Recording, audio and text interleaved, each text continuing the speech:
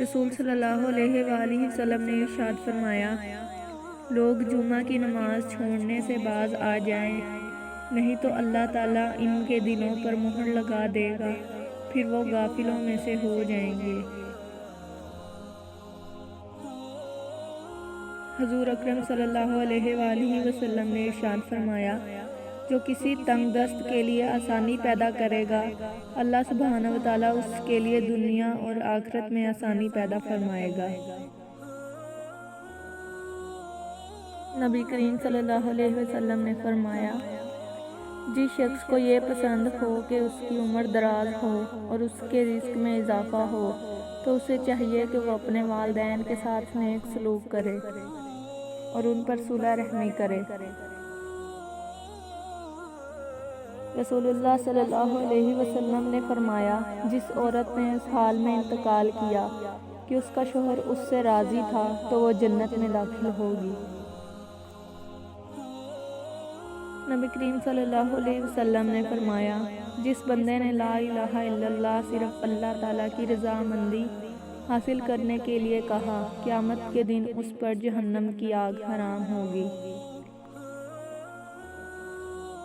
रसूल सल्लल्लाहु अलैहि वसल्लम ने इरशाद फरमाया, क़यामत के दिन मेरे नज़दीक तरीन वो लोग होंगे जो सबसे बढ़कर मुझ पर दुरूद भेजते थे।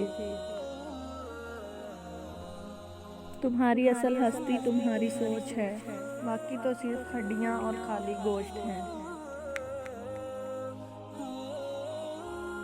नबी करीम सल्लल्लाहु अलैहि वसल्लम ने इरशाद फरमाया, जिस आदमी ने सुस्ती करते हुए और मामूली समझते हुए 3 जुमे छोड़ दिए, तो अल्लाह ताला उसके दिल पर नफाक की मुहर लगा देता है।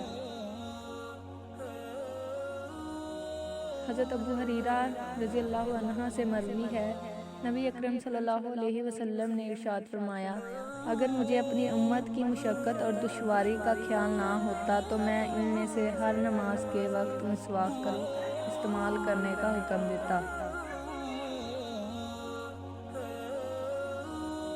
जब रब राज़ी होने लगता है तो बंदे को अपने ऐबों का पता चलना शुरू हो जाता है, और यही उसकी रहमत की पहली निशानी है।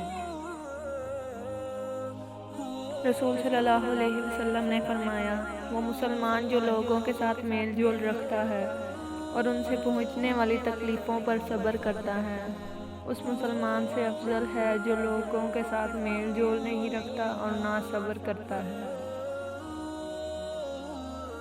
रसूल सल्लल्लाहु अलैहि वसल्लम ने फरमाया, औरत पसली की हड्डी की तरह है, अगर तुम उसे बिल्कुल सीधा करना चाहोगे तो तुम उसे तोड़ दोगे, यानी जुदाई की नौबत आ पहुँचेगी, और अगर तुम औरत से फ़ायदा उठाना चाहो तो तुम्हें उसका टेढ़ापन बर्दाश्त करते हुए उसकी खूबियों से फ़ायदा उठाना होगा।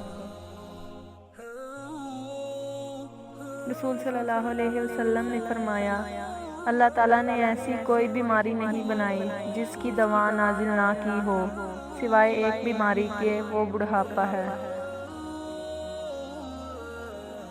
रसूल सल्लल्लाहु अलैहि वसल्लम ने फरमाया, दुआ नफ़ा पहुंचाती है और इन बलाओं को टालती है जो नाजिल हो चुकी है, और उन बलाओं को भी जो अभी नाजिल नहीं हुई, इसलिए तुम लोग दुआओं का एहतमाम करो। उस शख्स ने ईमान का जायका चख लिया जो खुदा के रब होने, इस्लाम के दीन होने और मोहम्मद सल्लल्लाहु अलैहि वसल्लम के रसूल होने पर राज़ी हो गया।